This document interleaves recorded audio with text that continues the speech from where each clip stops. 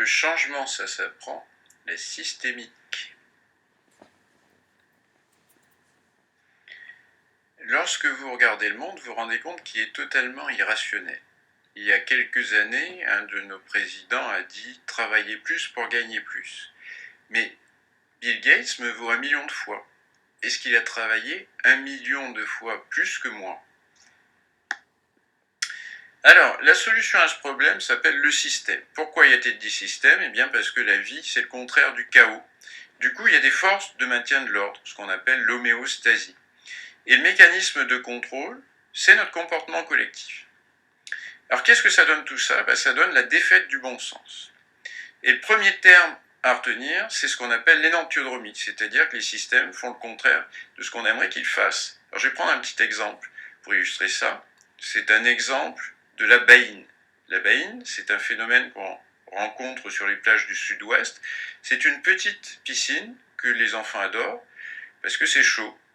Simplement, cette piscine, elle est à marée basse. À marée haute, elle va produire des courants. Donc le bon nageur, lorsqu'il va vouloir retourner à la plage, va trouver ces courants.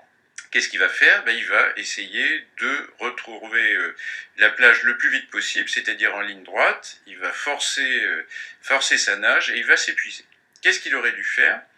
Eh bien, il aurait dû se laisser porter par le courant, parce que le courant vous rapporte à la plage, et en même temps, quand vous êtes dans le courant, vous pouvez vous agiter, et les maîtres nageurs sauveteurs peuvent vous repérer.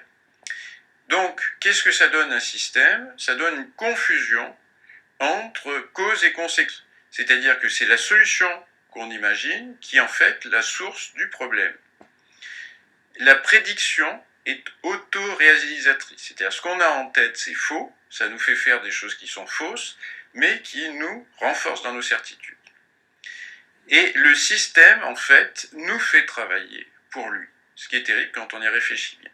Simplement, comme dans l'histoire de la baïne, la transformation peut se faire, et elle a une particularité, comme dans l'histoire de Bill Gates, c'est l'effet de levier. C'est-à-dire qu'en fait, si vous trouvez le nœud du système, vous pouvez le faire travailler pour vous, et du coup, vous pouvez obtenir des choses extraordinaires, quasiment pour rien. Conclusion. 6 changements, pensée, système. Alors, qu'est-ce que ça veut dire? Ça veut dire effet pervers.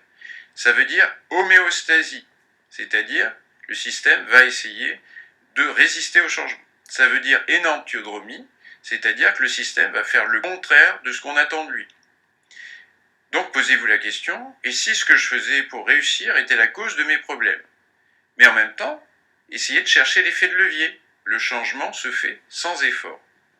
Merci.